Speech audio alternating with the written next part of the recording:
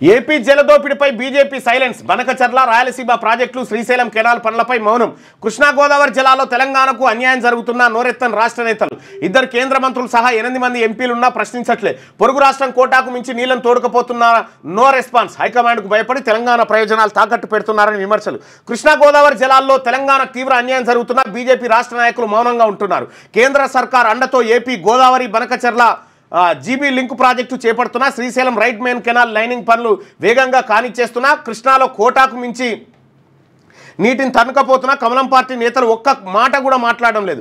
రాష్ట్రం నుంచి ఇద్దరు కేంద్ర మంత్రులు సహా 8 మంది ఎంపీలున్నా బీజేపీ హైకమాండ్కు తెలంగాణ ప్రయోజనాల గురించి వివరించడం లేదన్న ఆరోపణలు వస్తున్నాయి. ఇటీవల ప్రధాని మోడీ అధ్యక్షతన నిర్వహించిన ప్రగతి మీటింగ్ నుంచి అర్ధాంతరంగా పోలవరం ప్రాజెక్టు అంశాన్ని కేంద్రం తొలగించినా రాష్ట్ర బీజేపీ నుంచి స్పందన లేదు.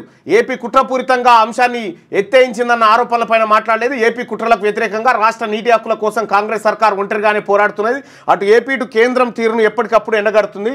బీజేపీ కూడా మాట్లాడాల్సిన పని లేదు. ఉత్తమ్ కుమార్ రెడ్డి గారు నీటిపారుదల శాఖ మంత్రి. ఉత్తమ్ కుమార్ రెడ్డి గారు తెలంగాణ ప్రజలమైన మేమేం చెప్తున్నామంటే మీరు ఆత్మ బలిదానానికి సిద్ధపడైనా సరే దాన్ని ఆపాలి. దాన్ని ఆపాల్సిన బాధ్యత మీ మీద ఉంది, ఈ రాష్ట్ర ప్రభుత్వం మీద ఉంది. కాబట్టి బీజేపీ వాళ్ళు చేతులు ఎత్తేసారు. ఓకే, చేతులు ఎత్తేసారు, వాళ్ళకేం పట్టింపు లేదు, వాళ్ళకి కావాల్సిన అంశాలు వేరే. కానీ రాష్ట్ర ప్రభుత్వం మరీ ముఖ్యంగా నీటిపారుదల శాఖ మంత్రి గారు ఉత్తమ్ కుమార్ రెడ్డి గారు ఉన్నారు. మీరు ఏం చేస్తారో చేయండి, దాన్ని ఆపి తీరాలి అంతే. Trump versus Musk. America president billionaire మధ్య పెరిగిన దూరం.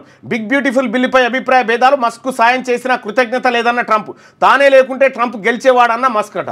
40% వైకల్యం ఉన్న పరికరాలు గైడ్ లైన్స్ లో మార్పులు చేస్తూ ప్రభుత్వం జీవో తీసుకొచ్చింది. ప్రస్తుతం ఉన్న 80% నుంచి 40%కి తగ్గింపు. దేశంలోనే తొలిసారి తెలంగాణలో అమలు. అర్బన్ లో 2 లక్షలు, రూరల్లో 1,50,000 రూపాయల లోపు ఆదాయం ఉన్న వాళ్లకు అర్హులంట. 40% వైకల్యం ఉన్న దివ్యాంగులకు పరికరాలు అందజేస్తామని ప్రభుత్వం తెలిపింది. ప్రస్తుతం ఉన్న వైకల్య శాతాన్ని 80 నుంచి 40%కి తగ్గించింది. ఈ మేరకు దివ్యాంగుల పరికరాల పంపిణీకి సంబంధించిన గైడ్ లైన్స్ లో మార్పులు చేసిందట. అయితే అంగవైకల్యం 40% ఉన్నా సరే ఇప్పుడు ట్రైసైకిళ్ళు అవన్నీ ఇస్తారట. ఇదివరకేమో 80% ఉంటే ఇచ్చేటోళ్ళు, దాన్ని ఇప్పుడు సవరించారు. తెలంగాణ మంచి నిర్ణయం. ఎందుకంటే అసలు యాక్చువల్గా దివ్యాంగులకు ఏదన్నా ఉంటే అవకాశం ఉంటే ఏది ఉన్నా కానీ ఎంత చేసినా తక్కువ. ఎందుకంటే మామూలు వాళ్ళు సొంతంగా చేసుకోగలుగుతారు, వాళ్ళు చేసుకోలేరు పాపం. ఆంధ్రజ్యోతిలో వార్తలు చూస్తే ఆటో డ్రైవర్ మృతిపై డీజీపీకి ఎన్హెచ్ఆర్సీ నోటీసులు జారీ చేసింది. సమగ్ర నివేదిక అందజేయాలని ఆదేశం. పోలీస్ కస్టడీలో లాఠీ దెబ్బల వల్లే ఆటో డ్రైవర్ మరణించినట్లు ఆరోపణలు. రాజేంద్ర నగర్ పోలీస్ స్టేషన్లో ఘటన జరిగింది. కేసుపై ఎన్హెచ్ఆర్సీ సుమోటోగా కేసు విచారణ తీసుకుందట. అంటే సీరియస్గానే ఉంటుంది అది.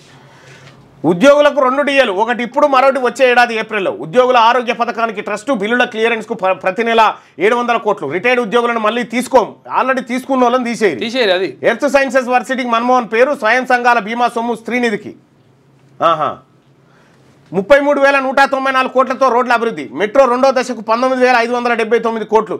రాష్ట్ర మంత్రివర్గ సమావేశంలో నిర్ణయాలు, వివరాలు వెల్లడించిన భట్టి పొంగులేటి. 5 గంటల పాటు సాగిన కేబినెట్ భేటీ. ఇక ఒకేసారి రైతు భరోసా, అది పంట వేసే నాటికే అందరికీ నిధులు జమ చేసుకొని మంచి రోజున ఇవ్వాలని కేబినెట్ భేటీలో అభిప్రాయం. నష్టం వచ్చినా 2 పంటలకు బోనస్. నెలాఖరికే నోటిఫికేషన్. స్థానిక ఎన్నికలపై సర్కార్ ముందుకే 15వ తేదీన మరోసారి కేబినెట్ భేటీ. అప్పుడు దీనిపై పూర్తి స్థాయిలో నిర్ణయం. ఇంకా నిర్ణయం కాలేదుగా, నిర్ణయం అయినాక మాట్లాడతాం. కాళేశ్వరంపై పదిన సీఎం సమీక్ష. బనకచర్ల గోదావరి అనుసంధానం పైన కళ్ళు తిరిగి పడిపోయిన మంత్రి సురేఖ. కేబినెట్ భేటీకి ముందు స్వల్ప అస్వస్థత, పరామర్శించిన సీఎం రేవంత్ రెడ్డి అట. అందుకే రాలేకపోయిందట. నేడు యాదాద్రి జిల్లాలో సీఎం పర్యటన. 1500 కోట్ల పనులకు శంకుస్థాపన చేయబోతా ఉన్నారు. ఇవాళ ముఖ్యమంత్రి గారు మా నియోజకవర్గానికి రాబోతా ఉన్నారు. ఏది గంధమాల రిజర్వాయర్కి సంబంధించినటువంటి శంకుస్థాపన కార్యక్రమంతో పాటు ఆలేరు నియోజకవర్గంలో మరికొన్ని అభివృద్ధి కార్యక్రమాలను ఆయన ప్రారంభించబోతా ఉన్నారు.